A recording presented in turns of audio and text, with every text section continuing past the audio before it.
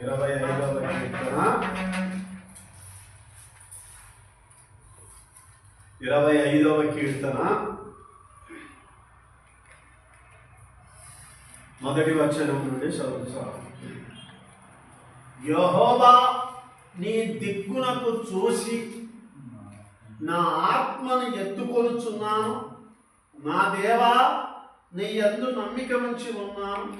నన్ను సిగ్గుపడనీయకుము, నా శత్రువులను నన్ను గురించి ఉత్సాహింపనీయకుము. చాలు. దేవునికి మహిమ కలుగునుగాక. ప్రభు సన్నిధి మధ్య జాగ్రత్తగా గమనించుకున్నట్టయితే దేవుని యొక్క వాక్యం చెప్తుంది, ఒక వ్యక్తి కనబడుతూ ఉంటున్నాడు. ఆ వ్యక్తి దేవుని సన్నిధానంలో భయం కలిగి, భక్తి కలిగి, దేవుని యొక్క సన్నిధి కలిగి జీవిస్తూ ఉంటున్నాడు. దేవుని యొక్క సన్నిధి కలిగి, భయం కలిగి, భక్తి కలిగి దేవుని సన్నిధానంలో బ్రతుకుతూ ఉంటున్నప్పుడు అలా బ్రతుకుతున్నటువంటి అతని జీవితంలోనికి తన ఇంటి వారు, అన్నదమ్ములు కావచ్చు, అక్కచెల్లెలు కావచ్చు, భార్యాభర్తలు కావచ్చు, తల్లిదండ్రులు కావచ్చు, ఇరుగు పొరుగు వారు కావచ్చు, స్నేహితులు కావచ్చు, లేదంటే మనం పనిచేసేటువంటి ఉద్యోగస్తుల్లో కావచ్చు, అధికారులు కావచ్చు, తోటి పనిచేసే కొలీగ్స్ కావచ్చు, ఎవరైనా కావచ్చు. ఎలా తయారయ్యారు అని అంటే శత్రువులు తయారైపోయారు. ఎంతగా శత్రువులు తయారైపోయారు అని అంటే ఇతడు ఎప్పుడు నాశనం అయిపోతాడు, ఇతడు ఎప్పుడు అల్లరి పడిపోతాడు, ఇతడు ఎప్పుడు ఇతని పేరు చెడ్డపడిపోతుందా, ఇతని జీవితం ఎప్పుడు నడి రోడ్డు మీదకి వస్తుందా అని శత్రువులు ఎదురు చూడడం మొదలు పెడుతూ ఉంటున్నారు అంత ఇతనికి. నా ప్రియమైన దేవుని ప్రియులారా, కొందరి యొక్క మనసుల్లో సొంత మనసులే, సొంత దాయాదులే ఉంటారు, సొంత అన్నదమ్ములే, ఎవరో కాదు, సొంత అన్నదమ్ములే ఉంటారు. అన్నదమ్ములే ఉండేసి అన్న పాడైపోతుంటే తమ్ముడు పాడైపోతుంటే అన్న సంతోషించేటువంటి రోజులు.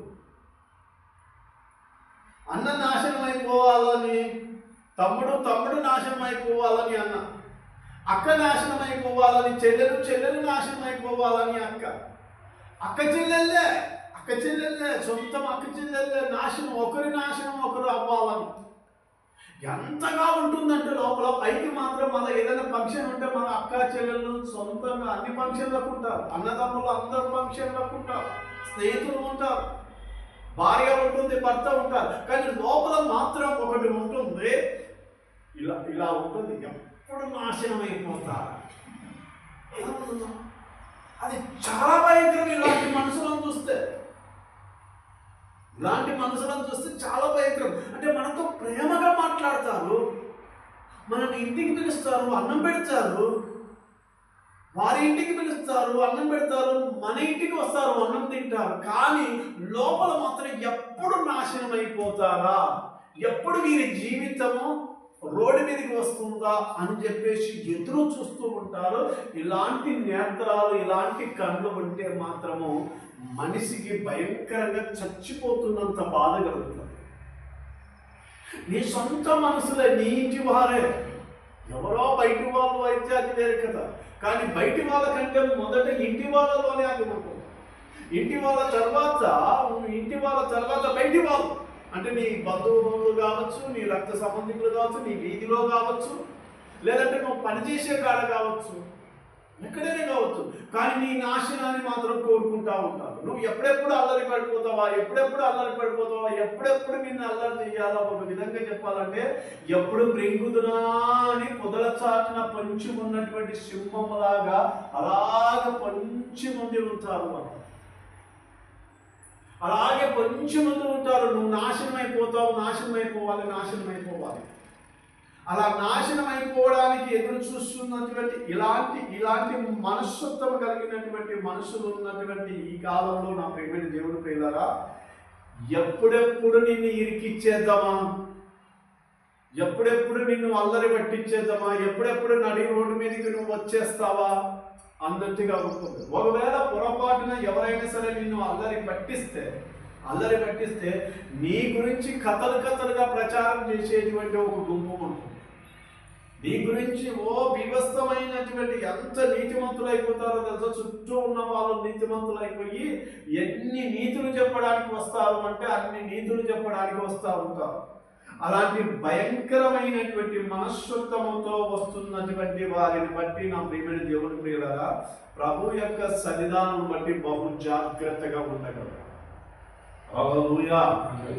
జాగ్రత్తగా గమనించినట్టయితే సామెతల గ్రంథం చెప్తుంది 19:16, ఆజ్ఞని గైకొనువాడు తనను కాపాడుకును, తన ప్రవర్తన విషయమై అజాగ్రత్తగా నుండువాడు చచ్చును అంట. ఎవరి నిమిత్తమై జాగ్రత్తగా ఉండాలి? నువ్వు అజాగ్రత్తగా ఉండద్దు. యేసయ్య చెప్తున్నాడు, దేవుడు చెప్తున్నాడు, అజాగ్రత్తగా ఉండద్దు. నీ ప్రవర్తన విషయంలో అజాగ్రత్తగా ఉండద్దు.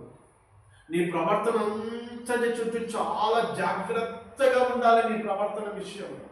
ఎందుకంటే కొంచెం నీ ప్రవర్తనలో నువ్వు ఎక్కువ ప్రేమ చూపించినా కష్టమే. నువ్వు కాస్త ప్రేమ ఎక్కువ చూపించినా కూడా నీ జీవితం నాశనం అయిపోతుంది. నీ జీవితం చాలా నాశనం అయిపోతుంది ప్రేమ ఎక్కువ చూపించకు. ఒక విధంగా చెప్పాలంటే ఈ భూమి మీద నీ నీడని కూడా నువ్వు నమ్మకూడదు. దేవునికి మహిమ కలుగును గాక. హల్లెలూయా. ఎవరిని నమ్మకూడదు? నీ నీడని కూడా నువ్వు నమ్మకూడదు. ఎందుకంటే నీ నీడ కూడా నిన్ను మోసం చేస్తుంది. నీ నీడని కూడా నిన్ను మోసం చేస్తుంది. ఈ దినాలు ఎలాంటి దినాలు వచ్చాయంటే భయంకరమైన దినాలు వచ్చాయి. ఎంత భయంకరమైన దినాలు వచ్చాయంటే భర్త ఇంటిలోకి పోయేసరికంతా భార్య ఫోన్ తీసి దాచిపెడతాడు. భర్త ఇంటిలోకి వెళ్ళే లోపల భార్య ఫోన్ తీసి దాచిపెడతాడు. ఎందుకంటే ఫోన్ చూడకూడదు. భర్త భార్య ఫోన్ చూడకూడదు, అలాగే భార్య భర్త ఫోన్ చూడకూడదు. అర్థమవుతుంది? అంటే ఎంత భయంకరమైన దినాలు వచ్చాయంటే ఒకరు ఫోన్ ఒకరు చూసుకోలేనంత స్థితి వచ్చేస్తుంది. పైకి ప్రేమ ఉంటుంది కానీ లోపల అంత శత్రుత్వం ఉంటుంది. భర్తది ఒక మార్గం, భార్యది ఒక మార్గం, అలాగే పిల్లలది ఒక మార్గం, తల్లిదండ్రులది ఒక మార్గం. జాగ్రత్తగా గమనించండి. అలాంటి పనికి మాలిన మార్గాలు లేని ఇల్లు ఏదైనా ఉందంటే ఆ ఇల్లు దేవుని యొక్క సృష్టితో నడుస్తుందని అర్థం. దేవునికి మహిమ కలుగును గాక. హల్లెలూయా. యథార్థంగా ఉండాలి. ఎలా ఉండాలి? యథార్థంగా. ప్రభు సన్నిధిలో వచ్చి మనము ఏమై ఉన్నామో అదే అయి ఉండాలి.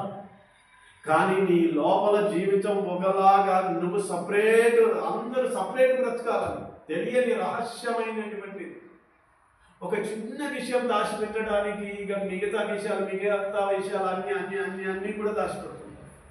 జాగ్రత్తగా వీలైనంత వరకు మనసును దాచిపెట్టకుండా బతకడం నేర్చుకోండి. దేవునికి మహిమ కలుగును గాక. ఎంత దాచిపెట్టడానికి మొదలు పెడతామో అంతగా తప్పులు ఎక్కువ అవుతా ఉంటాయి. కాబట్టి అలా తప్పులు ఎక్కువ చేసేటువంటి స్థితిలో ఉండదు. దేవుడు లెక్క చూస్తూ ఉంటున్నాడు. ప్రతి ఒక్కరి లెక్క దేవుడు అప్పచెప్తాడు. దేవునికి మహిమ కలుగును గాక. హల్లెలూయా. నా ప్రియమైన దేవుని ప్రియులారా, చాలా మందికి ఏంటంటే కళ్ళతో చూసింది నిజం అనుకుంటారు. ఏమనుకుంటారు? కళ్ళతో చూసింది నిజమా కాదు. కళ్ళారా చూసినాను అది నిజం, చెవులారా విన్నది నిజం అనుకుంటారు. నిజమా కాదు? చెవులారా విన్నది నిజం అనుకుంటారు. జాగ్రత్తగా గమనించండి. కళ్ళారా చూసింది, చెవులారా విన్నది నిజం అనుకొని జీవిస్తూ ఉంటారు. అలా జీవించేటువంటి బ్రతుకుతూ ఉంటారు. నా ప్రియమైన దేవుని ప్రియులారా, నేను చూపిస్తాను. కళ్ళారా ఏది కనపడుతుందో, చెవులారా ఏది వింటున్నామో నేను చూపిస్తాను. దేవునికి మహిమ కలుగును గాక. కానీ కళ్ళారా చూసిన నిజం కాదు. మనం కళ్ళారా చూసాము అదే నిజం, కానీ అది నిజం కాదు. కళ్ళారా చూసింది నిజం కాదు. నీ కళ్ళారా చూసాము ఒకటి, కానీ అది నిజమే. కళ్ళారా చూసింది నిజమే, కానీ అది నిజం కాదు. చెవులారా విన్నాము అది నిజమే, కానీ అది నిజం కాదు. అదే బైబిల్లో ఉంది. దేవునికి మహిమ కలుగును గాక. ఏదో వాక్యం కాదు, మనం గత వారం చదువుకున్నటువంటి వాక్యాన్నే చూద్దాం. మళ్ళీ దేవునికి మహిమ కలుగును గాక. గత వారం చదువుకున్న వాక్యం ఎవరికైనా గుర్తుందా? గత వారం ఏం వాక్యం చదువుకున్నాం? మిమ్మల్ని అడిగితే ఇక స్కూల్ పిల్లల్ని లేపేసి అడిగినట్టు ఉంటుంది. మీరు బాగా ఫీల్ అయిపోతారు. కాబట్టి నేనే చెప్తాను, బాధపడకండి. దేవునికి మహిమ కలుగును. లూకా సువార్త 17వ అధ్యాయం. లూకా సువార్త 17వ అధ్యాయం. హల్లెలూయా. యేసు రక్తమే జయం. లూకా సువార్త 17వ అధ్యాయం.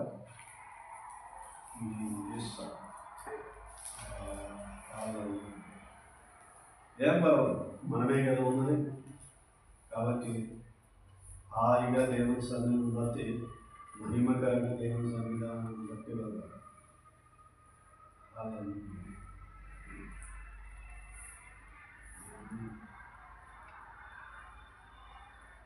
యేసయ్యా నాకంటూ ఎవరు లేరయ్యా, యేసయ్యా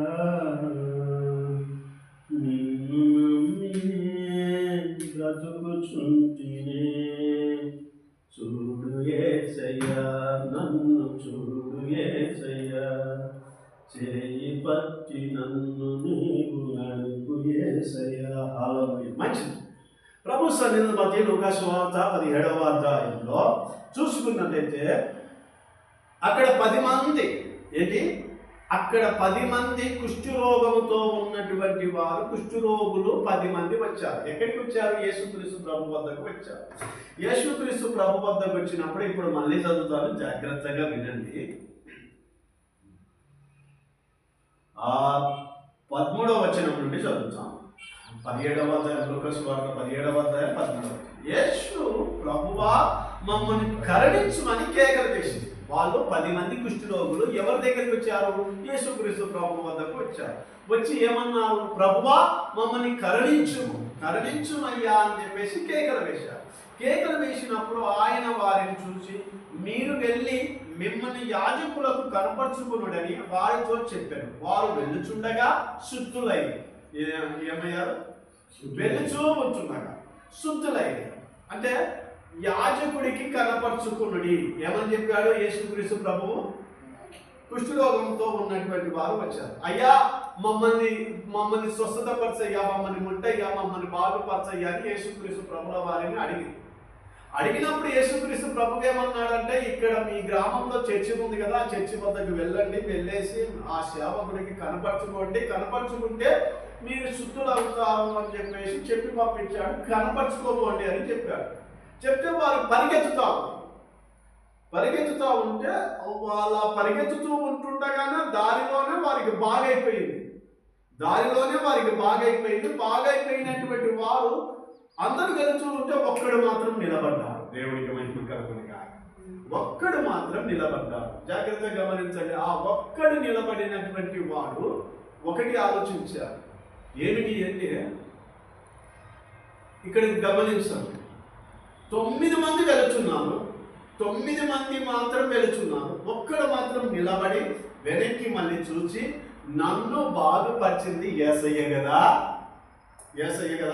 యేసయ్య వద్దకు కదా నేను వెళ్ళాల్సింది. ఆయనే కదా నన్ను బాగుపరిచింది, ఆయనే కదా నన్ను మార్చింది, ఆయనే కదా నా జీవితానికి ఆశీర్వాదం లేని నాకు ఆశీర్వాదం ఇచ్చింది, జ్ఞానం లేని నాకు జ్ఞానం ఇచ్చింది, నా జీవితాన్ని కట్టింది ఆయనే కదా అని చెప్పేసి ఆయన వద్దకు వెళుచుకుంటున్నాను. ఇక్కడ గమనించాం. ఇక్కడ మన కళ్ళకి ఏం కనబడుతుంది? జాగ్రత్తగా గమనించినట్టయితే మన కళ్ళకు అందరికీ ఏం కనబడుతుందంటే, ఈ 10 మంది యేసుక్రీస్తు ప్రభు వద్దకు వచ్చారు. 10 మంది యేసుక్రీస్తు ప్రభు వద్దకు వచ్చినప్పుడు ఆ వచ్చినటువంటి 10 మందితో యేసుక్రీస్తు ప్రభుల వారు చెప్పినటువంటి మాట ఏంటంటే, మీ సమాజ మందిరంలోనికి వెళ్ళేసి యాజకుడికి మిమ్మల్ని మీరు కనపరుచుకునండి అని చెప్పి పంపించేశారు. అలా వెళుతూ ఉంటుండగానే స్వస్థత కలిగింది. వారు 9 మంది అక్కడికి వెళ్ళారు, కానీ ఒక్కడు మాత్రం యేసయ్య వద్దకు వచ్చారు. ఇక్కడ గమనించండి. ఆ 9 మందిని అడిగితే మన సహోదరుడు వెళ్ళేసి మైక్ తీసుకుని ఇంటర్వ్యూ చేస్తాం. 10 మందిని ఇంటర్వ్యూ చేస్తాం. 9 మంది వద్దకు వెళ్ళేసి ఇంటర్వ్యూ చేసేసి, అయ్యా మీరు ఆ ఒక్కడు మాత్రం యేసుక్రీస్తు ప్రభు వద్దకు వెళ్ళాడు, కానీ మీరు మాత్రం యాజకుని వద్దకు వెళ్ళారు, ఎందుకు అలా వెళ్ళారు, అతడు ఎందుకు అలా వెళ్ళాడు, మీరెందుకు అలా వెళ్ళాడు అంటే, అతడు ఎందుకు అలా వెళ్ళాడో ఆ 9 మందిని ఇంటర్వ్యూ చేస్తే సహోదరుడు ఆ 9 మంది చెప్పే మాట ఏంటంటే, అతడు ఎందుకు వెళ్ళాడో ఏమో మాకు తెలియదు, అతడు ఎందుకు వెళ్ళాడో ఏమో మాకు తెలియదు. అయితే మేము చేసింది మాత్రం తప్పు చేయలేదు బ్రదర్, మేము చేసింది తప్పు చేయలేదు. ఇంకా ఒక మాట చెప్పాలంటే, అతడు తప్పు చేశాడు, అతడే తప్పు చేశాడు అని చెప్పేసి 9 మంది ఎవరు తప్పు చేశాడు అంటారు? ఈ ఒక్కడు, అతడే తప్పు చేశాడు.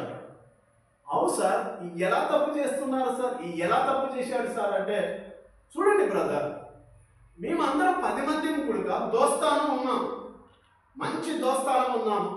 10 మంది కుష్ఠరోగములతో ఎన్నో సంవత్సరాల నుంచి కుష్ఠరోగంతో జీవిస్తున్నాం. అయితే మేము 10 మంది మాట్లాడుకున్నాం, యేసుక్రీస్తు ప్రభు వస్తే మనం అందరం ప్రాధాన్యపడి బాగుపడదామని చెప్పేసి అనుకున్నాం. యేసయ్య వచ్చాడు, మా బాధ మేము కాలు పట్టుకొని బ్రతుకులాడితే మా బాధను చూసేసి బాగవుతుంది, మీరు వెళ్ళండి యాజకుడికి చర్చి ఉంది, చర్చికి వెళ్ళండి, యాజకుడికి కనపరుచుకోనండి, అక్కడికి వెళ్ళండి అని చెప్పాడు. చెప్పినందువలన మేము వెలుచుకుంటుండగానే మాకు బాగా అయిపోయింది. ఇప్పుడు ఒక మాట బ్రదర్, మీరు ఇంటర్వ్యూ చేస్తున్నారు, మీరు చాలా మంచివారు, తెలియాలా, సమాజానికి తెలియాలి. ఇప్పుడు మాకు చెప్పింది ఎవరు ఈ విషయం చెప్పింది ఎవరు? యేసుక్రీస్తు ప్రభు కదా. 10 మందికి చెప్పింది ఎవరు? యేసుక్రీస్తు ప్రభు. చెప్పింది ఎవరు? యేసుక్రీస్తు ప్రభు. అక్కడికి వెళ్ళమని చెప్పింది ఎవరు? యేసుక్రీస్తు ప్రభు. యాజకుడికి కనపరుచుకోమని చెప్పింది ఎవరు? యేసుక్రీస్తు ప్రభు. యేసుక్రీస్తు ప్రభు ఏమైతే చెప్పాడో అదే మేము చేస్తున్నాం. అర్థమవుతుందా? యేసుక్రీస్తు ప్రభు ఏమైతే చెప్పాడో అదే మేము చేస్తున్నాము అని 9 మంది అంటున్నారు. ఇది నిజమా అబద్ధమా చెప్పాలి? నిజమా అబద్ధమా? నిజమే కదా. నిజమే కదా. ఈ మాట చెప్పింది ఎవరు? యేసుక్రీస్తు ప్రభువే కదా. యేసుక్రీస్తు ప్రభువే చెప్పాడు. ఏమని చెప్పాడు? మీరు వెళ్ళండి అని చెప్పింది ఎవరు? యేసుక్రీస్తు ప్రభు. జాగ్రత్తగా గమనించండి. మీరు వెళ్ళండి అని చెప్పింది ఎవరు? యేసుక్రీస్తు ప్రభు. ఇప్పుడు మనం కన్నులారా చూసాము, చెవులారా విన్నాము. నిజమా కాదా? ఇది కన్నులారా చూసింది నిజమే. యేసుక్రీస్తు ప్రభు దగ్గరికి 10 మంది వెళ్ళడం చూసాము మనం. యేసుక్రీస్తు ప్రభు వాళ్ళతో మాట్లాడింది చూసాము. ఆయన ఏం చెప్పాడు? అక్కడికి వెళ్ళండి అని పంపించింది యేసుక్రీస్తు ప్రభువే కదా. పంపించింది యేసుక్రీస్తు ప్రభువే. జాగ్రత్తగా గమనించండి నేను చెప్పే మాటలు. పంపించింది యేసుక్రీస్తు ప్రభువే. పంపించింది యేసుక్రీస్తు ప్రభువే. 9 మంది 10 మంది వెళుతున్నవాడు ఒకడు ఆగాడు, ఒకడు వెనక్కి వెళ్ళాడు. ఈ 9 మంది మాత్రం వెళ్ళారు. వెళ్ళినప్పుడు సహోదరుడు వెళ్ళేసి ఇంటర్వ్యూ చేశాడు. ఇంటర్వ్యూ చేస్తే ఆ ఇంటర్వ్యూలో వీళ్ళు చెప్పింది ఏంటంటే, అసలు మాకు చెప్పింది ఎవరు? యేసుక్రీస్తు ప్రభువే. ఇది నిజమా కాదా? సాక్ష్యం ఉందా లేదా? రికార్డెడ్గా ఉంది, వీడియో ఉంది, రికార్డ్ అయ్యింది. ఆ వీడియో ఉంది, రికార్డ్ అయ్యింది, అదంతా కనబడుతుంది. యేసుక్రీస్తు ప్రభువు చెప్పినట్టుగా కనబడుతుంది, అంత కనబడుతుంది. సాక్ష్యం ఉందా లేదా? యేసుక్రీస్తు ప్రభువే పొమ్మన్నాడు. కాబట్టి మాదే తప్పు ఉంది, మమ్మల్ని ఎలా తప్పు అంటారు, ఎవరు తప్పు అంటారు అని చెప్పేసి 9 మంది వాదిస్తున్నారు. ఇప్పుడు సహోదరుడు కాస్త తెలివైన వాడు, చాలా సంతోషం, వెరీ గుడ్, మీరు చెప్పింది కరెక్టే సహోదరుడా అని చెప్పేసి ఈ ఒక్కరి దగ్గరికి వచ్చేసి బ్రదర్ మిమ్మల్ని ఇంటర్వ్యూ చేసుకోవాలనుకుంటున్నాము అని చెప్పేసి ఇంటర్వ్యూకి అడిగేసి ఆ 9 మంది అంటున్నాను, మీరు చేసింది తప్పు అనుకో. యేసుక్రీస్తు ప్రభువే చెప్పాడు కదా పొమ్మని. యేసుక్రీస్తు ప్రభు మాట కాదని మళ్ళీ మీరు వెనక్కి వచ్చేసి యేసుక్రీస్తు ప్రభుని కలుసుకోవడం అది తప్పు కదా. 10 మంది మిమ్మల్ని బాగుపరిస్తే మీరు ఒక్కరు ఎందుకు సపరేట్గా ఆలోచించారు అని చెప్పేసి ఇక్కడికి వెళ్ళేసి ఇంటర్వ్యూ చేస్తే ఆ సహోదరుడు చెప్పాడు. మంచి ప్రశ్న అడిగారు బ్రదర్. అయితే బ్రదర్, ఇక్కడ నిజం అన్నది ఒకటి ఉంది, సత్యం అన్నది ఒకటి ఉంది. దేవుడికి మహిమ కలుగుని కాక. హల్లెలూయా. ఏముంది? సత్యం అన్నది ఒకటి ఉంది అంటే, అవు బ్రదర్, సత్యం అన్నది ఒకటి ఉంది, కానీ ఆ సత్యం వీడియో క్లిప్పింగ్ ఉంది నా దగ్గర. కాబట్టి నా దగ్గర వీడియో క్లిప్పింగ్ ఉంది కాబట్టి ఇది సత్యమే కదా. ఇది సత్యమే కదా, నా దగ్గర ఉంది, ఇది సత్యమే కదా, యేసుక్రీస్తు ప్రభువే కదా చెప్పింది, యేసుక్రీస్తు ప్రభువే కదా పొమ్మని చెప్పింది, యేసుక్రీస్తు ప్రభువే కదా అని ఎప్పుడైతే చెప్పాడో అది అది అది ఉంది కదా అని చెప్పేసి ఇంటర్వ్యూ చేసినటువంటి వ్యక్తి చెప్తే, ఆ తర్వాత ఈ వ్యక్తి చెప్తున్నటువంటి మాట ఏంటంటే, బ్రదర్ అది నిజమే, అది సత్యమే, కానీ ఆ సత్యములో మీకు తెలియని ఇంకొక సత్యం చెప్తాను వినండి అంటున్నాడు. దేవునికి మహిమ కలుగును గాక. హల్లెలూయా. ఏమిటి ఆ సత్యం అని అంటే, ఇప్పుడు ఒక మాట, మేము యేసుక్రీస్తు ప్రభు వద్దకు వెళ్ళేసి ఆయన పాదాలు పట్టుకున్నప్పుడు అక్కడ ఆయన చేసినటువంటి పని ఏమిటంటే, మీరు వెళ్ళండి కనపరుచుకోండి అని చెప్పారు. చెప్పినందుకు మేము వెళుతుంటున్నాం. మేము అలా వెళుతుంటే మా మార్గం మధ్యలోనే మాకు స్వస్థత కలిగింది. అంటే ఇక్కడ ఒక ప్రశ్న మిమ్మల్ని అడుగుతాను బ్రదర్, ఏమిటి ఆ ప్రశ్న అంటే, ఇప్పుడు మమ్మల్ని బాగుపరిచింది ఆ చర్చిలో ఉన్న సేవకుడా యేసయ్య? ఒక్క ప్రశ్న. హల్లెలూయా. అర్థమవుతుందా ఏంటంటే, ఇప్పుడు నిజం అంతే, నిజం మనకు కనబడుతుంది. అయితే ఆ నిజంలో ఇంకొక నిజము, ఇతడు ఈ వ్యక్తిని ఇంటర్వ్యూ చేస్తాడు. మన జానన్న లాంటి వాళ్ళు బాగా గట్టిగుడు వెళ్ళేసి ఇంటర్వ్యూ చేస్తాడు.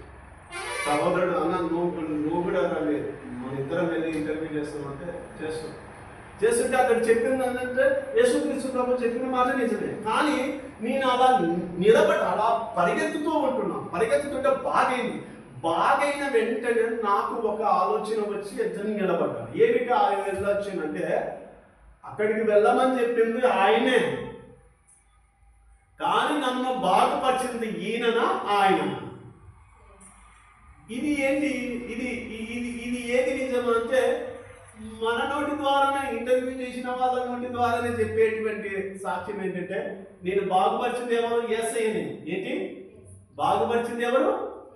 యేసయ్యనే. కాబట్టి యేసయ్యనే. మరి యేసయ్య బాగుపరిస్తే యేసయ్య వద్దకే కదా వెళ్ళవలసిందే. అంతేకాదు, యేసుక్రీస్తు ప్రభు ప్రధాన యాజకుడు. దేవునికి మహిమ కలుగును గాక. హల్లెలూయా. ఏంటి, నేను ధర్మశాస్త్రమును గ్రహించినటువంటి వాడినైన నేను నిజమైన ప్రధాన యాజకుడు ఆయనే. కాబట్టి ఈ యాజకుని కంటే గొప్పవాడు ఆ యాజకుడే కదా. కాబట్టి ఆయనే. జాగ్రత్తగా గమనించండి, యేసయ్య ఒకటి ప్రధాన యాజకుడు. రెండవది ఏంటంటే, యేసుక్రీస్తు ప్రభు ఎక్కడ ఉంటే అక్కడ దేవుని మందిరం ఉంటుంది. అయితే ప్రభు ఉన్న చోటే మందిరం ఉంటుంది.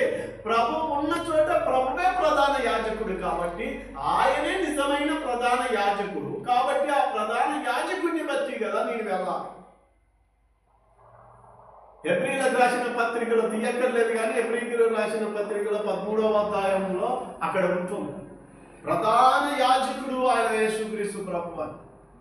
యేసుక్రీస్తు ప్రభువే ప్రధాన యాజకుడు అని ఉంటుంది. ఆ ప్రధాన యాజకుడి వద్దకు నేను వెళ్ళాను కదా, నేనే తప్పు చేశాను. నిజమైన ప్రధాన యాజకుడు, ఆ యాజకుడి కంటే నిజమైన యాజకుడు ఈయనే కదా నన్ను బాగుపరిచింది. ఈయనే ప్రధాన యాజకుడు. ఈయన ఎక్కడ ఉంటే అక్కడే దేవుని మందిరం ఉంటుంది అన్నది కూడా వాస్తవం. మరి ఇది సత్యమా అసత్యమా అని అంటే, ఇప్పుడు గమనించండి, ఒక సత్యం ఉంది, ఆ సత్యము కింద మరొక సత్యం ఉంది. దేవునికి మహిమ కలుగుతుందా. జాగ్రత్తగా గమనించండి. మీరు ఈ వారం పరిశుద్ధాత్మ దేవుడు మనతో మాట్లాడగలిగేటువంటిది ఏమిటో, మన రెండు కళ్ళకు కనిపించేది ఒకటి కనపడుతుంది. జాగ్రత్తగా, మన రెండు కళ్ళతోటి కనపడుతుంది, మన చెవులతోటి వినపడుతుంది, కానీ దాని వెనకాల యేసయ్య సత్యం అన్నది ఒకటి ఉంటుంది. దాన్ని వెతికి పట్టుకోవాలి. అది నిజమైన సత్యం. దేవునికి మహిమ కలుగును గాక. హల్లెలూయా. మనస్సుల కళ్ళకు కనిపించేది, మనుషుల చెవులకు వినిపించే సత్యం వేరు, కానీ దేవుని వద్ద ఉన్న సత్యం వేరు. ఆ సత్యాన్ని మనం పట్టుకోవాలి ఎప్పటికే. కానీ నువ్వు మిడిమిడి జ్ఞానంతో ఉండవద్దు, జ్ఞానం కలిగిన మనస్తత్వంతో ఉండాలి, జ్ఞానవంతమైనటువంటి స్థితిలో ఉండాలి. కాబట్టి మనం ఏమై ఉండాలంటే, సత్యవాక్కు కలిగి సత్యములో మనం జీవించాలి. అలా సత్యంలో జీవించేటువంటి మనము ఇక్కడ ఈ సహోదరుడు ఈ 9 మంది ఇది చెప్తున్నటువంటి మాటను బట్టి ఇక్కడ యేసుక్రీస్తు ప్రభుల వారు రికార్డెడ్గా ఆయన చెప్తున్నటువంటి మాటను చూసినట్లయితే 14వ వచనం చదువుతాము. ఆయన వారిని చూసి మీరు వెళ్ళి మిమ్మల్ని యాజకులకు కనపరుచుకున్నాడని వారితో చెప్పాను. వారు వెళ్ళుచుండగా శుద్ధులేరి వారిలో ఒకడు తనకు స్వస్థత కలుగుట చూచి గొప్ప శబ్దంతో దేవుని మహిమపరచుచు తిరిగి వచ్చి ఆయన కృతజ్ఞతాస్తుతులు చెల్లించుచు ఆయన పాదముల యుద్ధ సాగిలపడింది. వాడు సోమరేయుడు. అందుకు యేసు 10 మంది శుద్ధులైన కారా, ఆ 9 ఎక్కడ? ఈ అన్యుడు తప్ప దేవుని మహిమపరచుటకు తిరిగి వచ్చిన వాడు ఎవ్వడునూ అగపడలేదా అని చెప్పి, నీవు లేచిపోము, నీ విశ్వాసం నిన్ను స్వస్థపరచునని వారితో చెప్పాను. దేవునికి మహిమ కలుగును గాక. హల్లెలూయా. ఇప్పుడు చూడండి, యేసుక్రీస్తు ప్రభు ఎవరికి ఓటేస్తున్నాడు? ఎవరికి ఓటేస్తున్నాడు? 9 మంది దగ్గర సత్యం ఉందా అసత్యం ఉందా చెప్పండి. 9 మంది వద్ద సత్యం ఉందా అసత్యం ఉందా? సత్యం ఉంది. 9 మంది వద్ద సత్యం ఉంది. కానీ ఆ సత్యము కింద యేసయ్య సత్యం ఒకటి దాగి ఉంది. దేవునికి మహిమ కలుగును గాక. మీకు ఒక విషయం చెప్తాను. ఇళ్ళల్లో చాలా మటుకు గొడవలు అవుతూ ఉంటాయి. ఇళ్ళల్లో చాలా మటుకు సమస్యలు వస్తూ ఉంటాయి.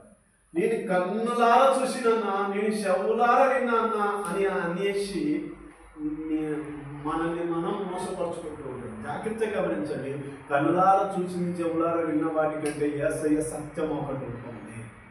దాన్ని వెతకగలిగేటువంటి అభిషేకం నీకు ఉండాలి. అది వెతకగలగాలంటే నువ్వు ఎవరితో ఉండాలి? యేసయ్యతో ఉండాలి. యేసయ్యతో ఉండగలిగితేనే ఆ సత్యాన్ని నువ్వు పట్టుకోగలుగుతావు. దేవునికి మహిమ కలుగును గాక. హల్లెలూయా. ఆమేన్. అర్థమవుతుందా? కాబట్టి ఇక్కడ యేసుక్రీస్తు ప్రభు ఏమంటున్నాడంటే, 10 మందిని కదా నేను బాగుపరిచింది. 10 మందిని నేను బాగుపరిస్తే 10 మందిలో ఒక్కడే వచ్చాడండి. ఇంకా 9 మంది ఎక్కడికి వెళ్ళాడు? 9 మంది ఎక్కడికి వెళ్ళారు అని అడుగుతున్నాను. అయ్యా వాళ్ళు రాలేదు అంటే, సరే నువ్వు వచ్చావు కదా, నువ్వు నీ విశ్వాసమును బట్టి నువ్వు బాగుపడ్డావు. విశ్వాసమును బట్టి బాగుపడ్డావు. దేవునికి మహిమ కలుగును. విశ్వాసం ఉన్న వాళ్ళు వస్తారు. విశ్వాసం ఉన్న వాళ్ళు వస్తారు. జాగ్రత్తగా గమనించండి. యేసయ్య దగ్గరికి ఎంతమంది వచ్చారు? మిమ్మల్ని అడుగుతున్నాం ప్రశ్న. యేసయ్య దగ్గరికి ఎంతమంది వచ్చారు చెప్పాలి. అందరూ చెప్పాలి. యేసయ్య దగ్గరికి ఎంతమంది వచ్చారు? ఒక్కడే. యేసయ్య దగ్గరికి అంటే రెండోసారి. ఫస్ట్ టైం 10 మంది వచ్చారు. రెండోసారి ఒక్కడే వచ్చారు. అయితే యేసయ్యకు ఆపోజిట్లో ఉన్నటువంటి చర్చికి ఎంతమంది వెళ్ళారు? 9. ఇప్పుడు ఆ 9 మంది అక్కడ 2 సున్నాలు లేదంటే ఒక సున్నా పెడతాం. 9 పక్కల ఒక సున్నా పెడితే ఎంతమంది? 90 మంది. 1 పక్కల సున్నా పెడితే ఎంతమంది? 10 మంది. జాగ్రత్త. యేసయ్య దగ్గరికి ఏమో 10 మంది పోయి, యేసయ్య లేని దగ్గరికి ఏమో ఎంతమంది పోయి? 90 మంది పోయి. అక్కడ స్వస్థత పరిచారా? పరచారా? అక్కడ స్వస్థత ఉందా? లేదు. స్వస్థత ఉందా? అక్కడ స్వస్థత లేదు. ఆయన స్వస్థత పరచలేదు. ఆ మందిరంలో గొప్ప కార్యము జరగలేదు. కార్యం జరిగింది బయట, ఊరు బయట. కార్యం జరిగింది ఇక్కడ ఊరు బయట ఉన్న యేసయ్య దగ్గరికి ఎంతమంది వచ్చింది? 10 మంది వచ్చింది. ఊర్లో ఉన్న చర్చికి ఎంతమంది మీరు? 90 మంది. అర్థమవుతుందా? దేవునికి మహిమ కలుగును గాక. హల్లెలూయా. అర్థమవుతుందా? ఊరు బయట ఉన్నటువంటి యేసయ్య దగ్గరికి ఏమో 10 మంది వచ్చింది. ఊర్లో ఉన్నటువంటి దాని దగ్గరికి ఏమో 90 మంది పోయి, కానీ బాగుపరిచింది ఎవరు? బాగుపరచగలిగే శక్తి ఉన్నది ఎవరు? ఊరు బయట ఉన్న యేసయ్య దగ్గర. మరి ఎప్పుడు గుర్తుపట్టగలిగింది? ఈ 10 మంది గుర్తుపట్టారా లేదంటే 90 మంది గుర్తుపట్టారా? 10 మంది గుర్తుపెట్టారు కదా. మరి యేసయ్యకు మాత్రం 10 మంది ఎందుకు? ఏ ప్రయోజనం లేని వారికి 90 మంది ఎందుకు? ఇది అన్యాయమా కాదు చెప్పాలి. నీతిమంతుడైనటువంటి యేసయ్య ప్రాణం పెట్టే యేసయ్యకి ఎంతమంది అయ్యా వచ్చింది? 10 మంది. 10 మంది అంటే ఒక్కడే వచ్చాం. ఒక్కడి దగ్గర 0 పెడితే 10 మంది.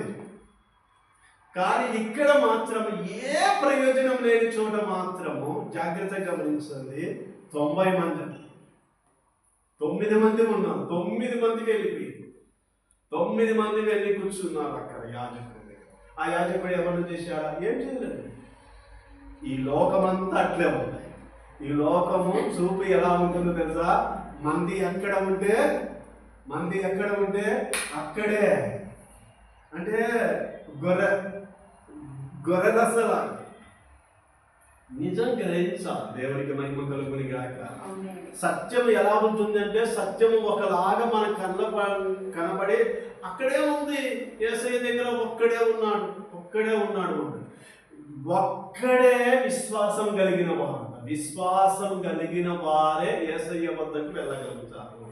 ఊరు బయట ఉన్న మందిరానికి వెళ్ళగలిగిన వారు ఎవరు అంటే విశ్వాసం కలిగిన వారే. దేవునికి మహిమ కలుగుని గాక. హల్లెలూయా. అక్కడెక్కడో ఉన్నటువంటి మీరు ఇంత దూరం పరిగెత్తుకుని రావాల్సిన అవసరమే వచ్చింది. మీరు పరిగెత్తుకొని వస్తేనే అయ్యా ప్రేజులాటయ్యా అని కేకలు పెడతారు.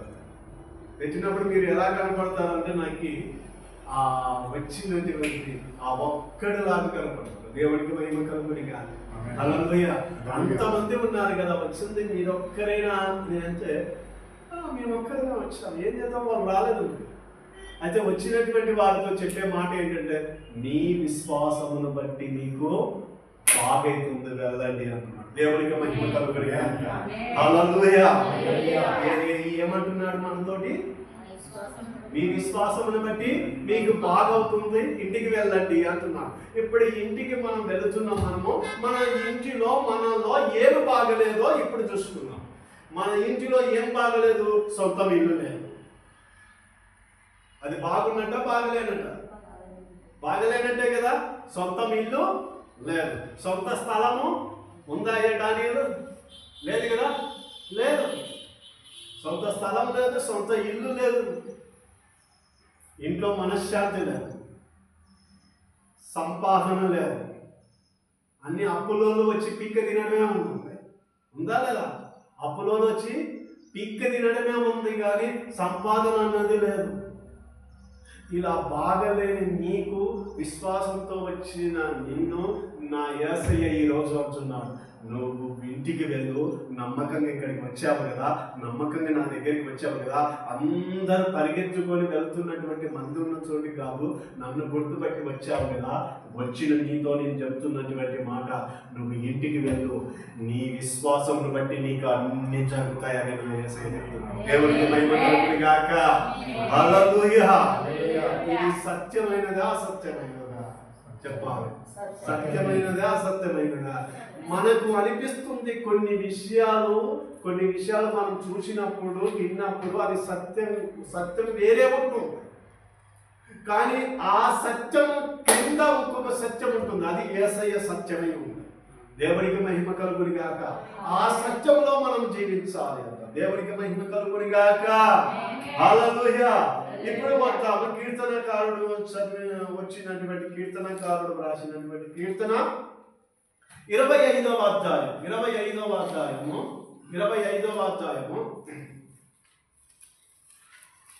మొదటి వచనము.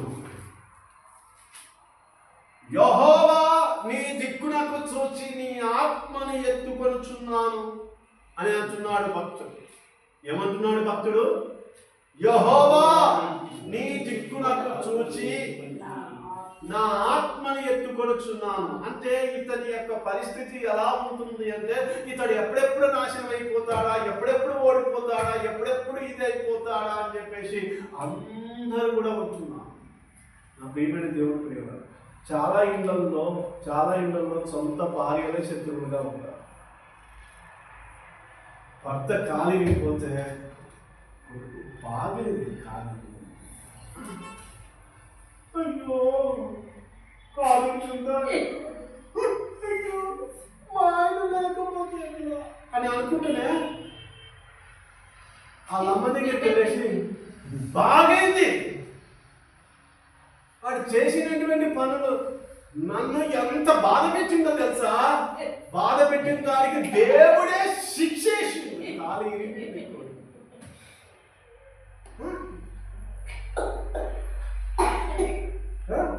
దేవుడే శిక్షేసింది. అలా భార్య వస్తుంది, రొట్టె చేసిన తింటావా, రొట్టె చేసిన తింటావా అని చెప్తూనే అమ్మతో అంటది. అర్థమవుతుందా?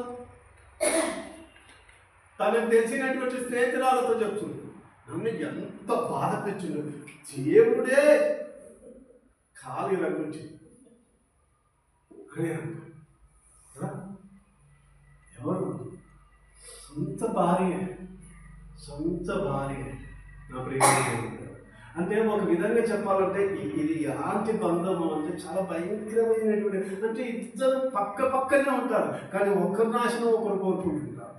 అలాగే భార్యకి ఏమన్నా అయితే నన్ను ఎంత బాధ పెట్టింది, వాళ్ళ అమ్మ అంటది, అరే నేను నీకు ఎంత బాధ పెట్టిందో దేవుడు అంతగా శిక్షేశాడు చూడ, నడుములు ఇరగొచ్చి పెట్టాడు. ప్రేమైన దేవుడు గారు ఈ మళ్ళీ నేను ఇద్దరు మొఖాలు చూస్తే ఏమి ఎరగని ఎల్లిపాయలాగా ఉంటారు. ఎల్లిపాయను పట్టుకొని నలిసి వాసన చూడండి, మంచి వాసన వస్తుందా చెడ్డ వాసన వస్తుందా? చెడ్డ వాసన వస్తుంది. ఎల్లిపాయను పట్టుకొని ఇట్టా పెట్టుకొని కాసేపు ఉంటే ఏం వాసన? అది ఏదో బయట చెప్పుకోలేని వాసన వస్తుంది, దుర్గంధమైన వాసన వస్తుంది.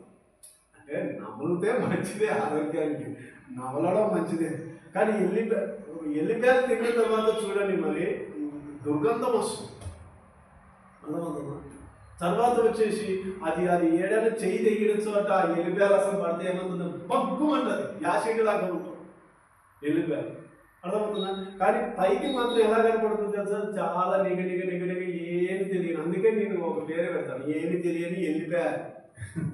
అర్థమవుతుందా? కొందరు మనుషులు ఎల్లిపాయలాగా ఉంటారు, ఏమి తెలియనట్టు ఉంటారు, లోపల మాత్రం అంతా ఉంటుంది.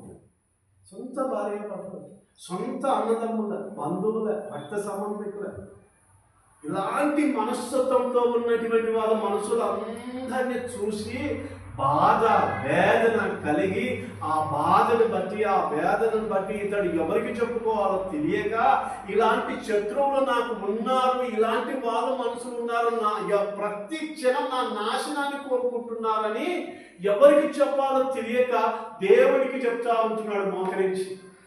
ఆత్మను ఎత్తి పట్టుకుని, అయ్యా నా దిక్కు నువ్వు తప్ప నాకు ఎవ్వరు లేరయ్యా, ఎవరు చూసినా నేను నాశనం అవ్వాలనే చూస్తున్నారయ్యా అని భక్తుడు ఎవరికి చెప్పాలో తెలియక, ఎవరికి చెప్పుకుంటే ఏ మాటలు వస్తాయో, ఏ వేదన వస్తుందో, ఏ యొక్క విమర్శ వస్తుందో, ఏ అపార్థం వస్తుందో అని తెలిసి మనస్సులో మనోవేదన పడి దేవుని వైపు చూసి కన్నీరు కార్చి అలా మోకరించి ప్రభుకు చెప్పుకుంటూ ఉంటున్నాడు, అయ్యా నా ఆత్మని వైపుగా ఎత్తి పట్టుకుంటున్నాను అని ఆత్మని ఎత్తి దేవుని వైపు చూసి ప్రార్థిస్తున్నాను. ఆ భక్తుడిని బట్టి చెప్తున్న మాట, యెహోవా నీ దిక్కునకు చూచి నా ఆత్మను ఎత్తుకొంచున్నాను అంత. ఆత్మని ఎత్తుకొని యేసయ్యకి చెప్తున్నాడు, నాకెవరున్నారయ్యా దిక్కు, అందరూ నా నాశనం కోరుకుంటున్నారు. నా ప్రియమైన దేవుడు, ఈ దుఃఖం ఎలాంటి దుఃఖము అంటే మీరు అనుభవించారో లేదో తెలియదు, కానీ అది కాస్త నాకు తెలుసు, దాని గురించి ఎలా ఉంటుందో నాకు తెలుసు. ప్రాణం పోతున్నట్టుగా ఉంటాం. ఎలా ఉంటుందో తెలుసా? మన నాశనాన్ని కోరుకునే మనసులు పైకి నవ్వుతూ ఏది తెలియని వెళ్ళిపోయేలాగా మన ముందర కనపడుతూ, మళ్ళీ మన నాశనాన్ని కోరుకుంటూ ఉండేసేటువంటి మనస్సు ఉంటే ఎలా ఉంటుందంటే రోజు చచ్చిపోతున్నట్టుగా ఉంటుంది, రోజు ప్రాణం పోతున్నట్టుగా ఉంటుంది. అలా ప్రాణం పోతున్నటువంటి ఆ యొక్క మనసుతో, ఆ శరీరంతో తన ఆత్మను ఎత్తుకొని, నా వల్ల కాదు ఈ బ్రతుకు, నేను బ్రతకలేను, ఇదిగో ఆత్మని ఎత్తుకొని నీ వైపు చూపిస్తున్నాను, నన్ను తీసుకుంటావా, నీ వద్దకు తీసుకుంటావు, లేదంటే ఇక్కడ ఉన్న పరిస్థితిని అర్థం చేసుకోవాలని చెప్తున్నటువంటి మాట, నా దేవా నీ యందు నమ్మిక ఉంచి ఉన్నాను, నన్ను సిగ్గుపడనీయకు. ఏమైంది నీకు అంత బాధ? మంచి భార్య ఉంది, మంచి భర్త ఉన్నాడు, మంచి ముత్యాల లాంటి పిల్లలు ఉన్నారు. అర్థమవుతుంది?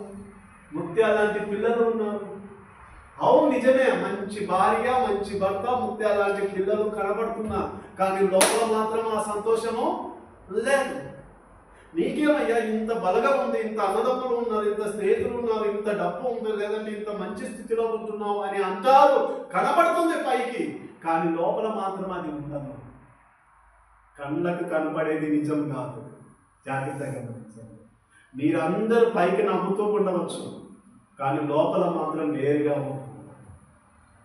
బాధ వేరుగా ఉంటుంది, మానసికమైన ఒత్తిడి వేరుగా ఉంటుంది. పైకి కనబడేది కాదు, లోపల వేరే ఉంటుంది.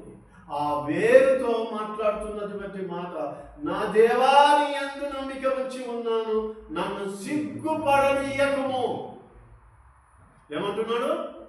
నన్ను సిగ్గుపడనీయకము. ఎందుకంటే నా సిగ్గు తీయాలని, నేను అల్లరి పడాలని, నేను నవ్వుల పాలు అవ్వాలని అందరూ కోరుకుంటున్నాను. అలా కోరుకునే మనసుల మధ్యలో ఉన్నాను. నేను నవ్వుల పాలు కావాలని, నా పరువు అవ్వాలని, నేను రోడ్డు మీద పడాలని అందరూ కూడా కోరుకుంటూ ఉంటున్నారయ్యా. నన్ను సిగ్గుపడనీయకము నా శత్రువుల ఎదుట. ఏమంటున్నాడు? నా శత్రువులను నన్ను గురించి ఉత్సాహింపనీయకము. నీ కొరకు కనిపెట్టు వారిలో ఎవడనో సిగ్గునందడు. దేవునికి మహిమ కలుగును గాక. హల్లెలూయా. నీవు మనుషులను నమ్మద్దు, నువ్వు మనుషులను నమ్మద్దు. నేను అందుకే చెప్తున్నాను, ఎవరిని నమ్మద్దు. నువ్వు ఎవరైనా సరే, నువ్వు ఏం చేయ, మనుషులకు మధ్య విభేదాలు పెట్టడానికి వచ్చావా అని మీరు అనొచ్చు.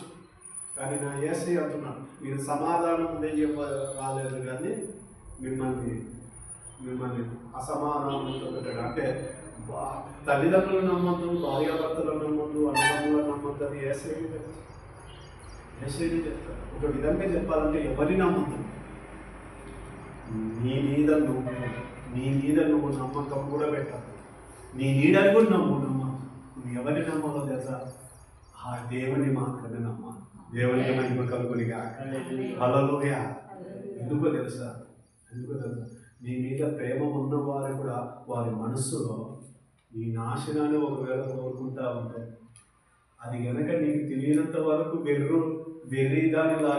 వెర్రుడిలాగా అలాగే నమ్మేస్తావు. ఎంత ప్రేమ. కానీ లోపల ఉన్నది తెలిస్తే గుండాగి చచ్చిపోతావు. ఒకే దెబ్బకు తామంత నమ్మకం చాలా ఉంటుంది.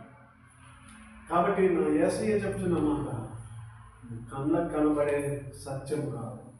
ఈ భూమి మీద అంతా నాతో ఏకీభవిస్తారట.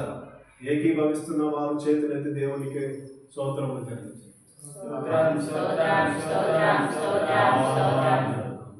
హల్లెలూయా. ఈ భూమి మీద అంతా అంతా మోసం. ఎవరికి నచ్చింది వాళ్ళు చేసుకోవడానికి ఇష్టపడతారు. కానీ మనం దేవుని వంక చూడాలి. అలా చూడగలిగే మాట ఏంటంటే, నా శత్రువులను గురించి ఉత్సాహింపనీయకము, నీ కొరకు కనిపెట్టు వారిలో ఎవడనో సిగ్గునందడు. ఏతిపు లేకుండానే ద్రోహం చెయ్యవారు సిగ్గునందుదురు.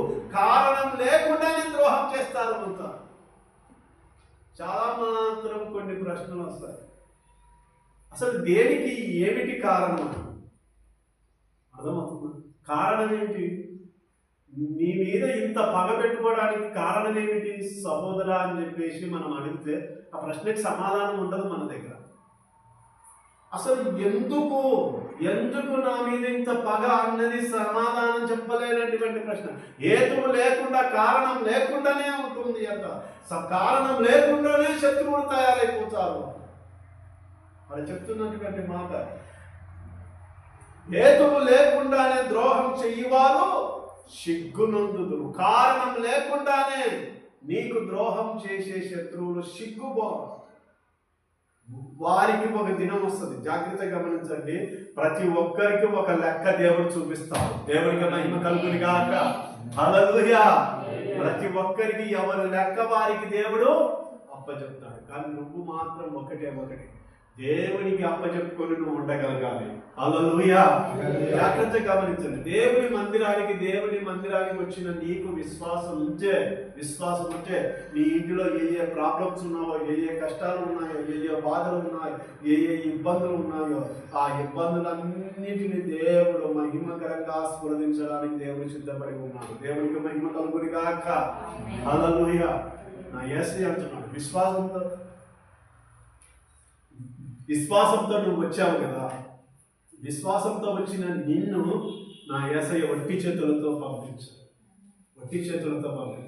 నీ ఇంటిలో ఎన్ని ప్రాబ్లమ్స్ ఉన్నాయో నాకు తెలుసు. నీ ప్రాబ్లమ్స్ అన్నిటిని నీ విశ్వాసం బట్టి అన్ని బాగైపోతాయి. హల్లెలూయా. అన్ని బాగైపోతాయి. నువ్వు చూస్తూ ఇంకొక విషయం చెప్పి నేను ముగించేస్తాను. మనము దేవుని ద్వారా ఆశీర్వాదములు పొందాలనుకుంటాం. అయితే ఆశీర్వాదంలో ఎలా వస్తుందంటే, దేవుని వద్ద ఉన్న వారి ప్రతి 5 సంవత్సరాలకు ఒకసారి మన జీవితం ఒక టర్నింగ్, ఒక మలుపు తిరుగుతారు. చిన్న ఒక మలుపు 5 సంవత్సరాలకు ఒకసారి. కొందరి జీవితాలు, చాలా తక్కువ జీవితాలలో 3 సంవత్సరాలకు ఒకసారి తిప్పుతారు. కానీ చాలామంది కుటుంబాలలో దేవుని వద్దకు నమ్మకంగా ఉన్న వారికి 5 సంవత్సరాలకు ఒకసారి అలా తిప్పుతాడు. ఆశీర్వాదం వైపు అలా తిప్పేస్తాడు. బండి అలాగా 5 సంవత్సరాలు వెళ్ళిన తర్వాత మళ్ళీ అలా తిప్పుతాడు. అలాగా 5 సంవత్సరాలు తగ్గిన తర్వాత అలా తిప్పుతాడు. అలా తిప్పి ఆ బండిని ఆశీర్వాదానికి తీసుకుంటాడు. ప్రతి 5 సంవత్సరాలకు ఒకసారి నీ జీవితాన్ని ఆశీర్వాదం వైపుగా యేసయ్య తన హస్తంతో తిప్పుతాడు. ఇది నేను దాదాపుగా 15 సంవత్సరాల నుంచి నేను పరిశోధించి, నా జీవితంలో అలాగే జరిగింది. వెంబడిస్తున్నటువంటి సంఘం వారి జీవితాలలో కూడా అలాగే జరిగింది. కానీ ఎప్పుడైతే దూరమైపోయిన వారి యొక్క జీవితం ఆశీర్వాదం వైపుగా వెళ్ళిన బండి ప్రతి 5 సంవత్సరాలకు ఒకసారి మళ్ళీ శాపం వైపుగా బండి తిరగడం మొదలుపెట్టింది. ప్రతి 5 సంవత్సరాలకు ఒకసారిగా శాపం వైపుగా బండి తిరగడం మొదలుపెట్టింది. నేను చూశాను కన్నులా. అలా వస్తూ మంచి స్థితిలో ఉన్నటువంటి, అంటే వారి కుటుంబం బాగా పిచ్చితనంతో చాలా రీతిగా వస్తున్నటువంటి వారి కుటుంబం అలా వచ్చేసి బాగుపడినటువంటి ఒక 5 సంవత్సరాలు బాగుపడినటువంటి వారు ఏదో కొన్ని విషయాలను బట్టి దూరం అని, అదే మొత్తానికైతే దూరం అయిపోయారు. అలా దూరం అయిపోతే, అంటే పిచ్చి కొడుకు, జ్ఞానం లేని కూతురు, అలాంటి స్థితిలో ఉంటున్నప్పుడు వారి జీవితాలు బాగుపడ్డాయి. కుమారుడు మంచి సభలో ఉన్నాడు, జ్ఞానంతో ఉన్నాడు. పిచ్చోడు కాస్త మంచోడు అవుతున్నాడు, అటు జ్ఞానం ఉంది. అలా ఉంటున్నప్పుడు మళ్ళీ ఏమైందో అంటే ఆ గర్వం అనేది వచ్చేసి ఏం చేసేదంటే దూరం అయిపోయారు. సరే, దేవునికి స్తోత్రం అనుకున్నాను. 5 సంవత్సరాలు సంతోషంగా ఉన్నాను. 5 సంవత్సరాల తర్వాత కూతురికి వివాహం చేసినటువంటి ఒక 4-5 నెలల్లో భయంకరమైన టార్చర్తో విడాకులు అయిపోయింది. చిన్న పిల్ల విడాకులు అయిపోయింది. కొడుకు ఎందుకు పనికి రాకుండా చాలా భ్రష్టత్వం పట్టింది.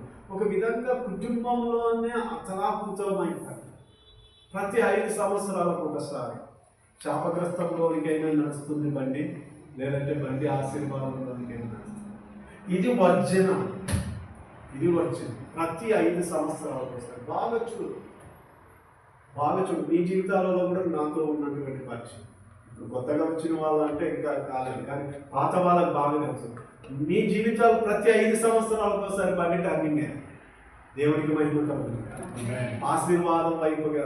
అందుకే 5 సంవత్సరాలకు ఒకలాంటి ఆశీర్వాదం స్టార్ట్ అవుతుంది. 5 నుంచి 10 సంవత్సరాల తర్వాత ఇంకొకలాంటి ఆశీర్వాదం స్టార్ట్. 10 నుంచి 15 సంవత్సరాలకు ఒకలాంటి ఆశీర్వాదం స్టార్ట్. కాబట్టి ఆశీర్వాదం మాత్రం నడుస్తుంది. అదే చెప్తుంది ప్రభు సన్నిధికి. నువ్వు విశ్వాసంతో వెంబడించడం మొదలు పెడితే నువ్వు ఆశీర్వాదం వైపుగా దేవుడు నడిపించడం మొదలు. హల్లెలూయా. ఇది ఖచ్చితంగా 100%. కానీ నీకు ఆ ఓపిక ఉండాలి. వెంబడించగలిగే ఓపిక ఉండాలి. నిజం సత్యాన్ని గ్రహించగలిగే ఓపిక ఉండాలి. నీకు సత్యాన్ని గ్రహించగలిగే ఓపిక కనుక ఉండగలిగితే నువ్వు అలా వెంబడించిన నిన్ను ఆశీర్వాదం వైపుగా దేవుడు నిలబెట్టేసి నీ ఇంట్లో ఏమేమి ప్రాబ్లమ్స్ ఉన్నావో నువ్వు చెప్పాల్సిన పని దేవుడు ఒక్కొక్కటి చేసుకుంటూ వెళ్తాడు. దేవునికి మహిమ కలుగుని కాక. అన్ని సెటిల్ చేస్తాడు. దేవునికి మహిమ కలుగుని కాక. ఇక్కడ ఉన్నటువంటి వారు ప్రతి ఒక్కరిని కూడా దేవుడు విస్తారంగా ఆస్వాదిస్తుంది. అట్టి ఆత్మతో మనం ఉందము గాక. అట్టి ఆత్మ కలిగి మనం జీవించుదము గాక. హల్లెలూయా. చక్కగా మోకరిద్దాం ప్రభు సన్నిధిలో. అందరం చక్కగా ప్రభు సన్నిధిని బట్టి మోకరిద్దాం.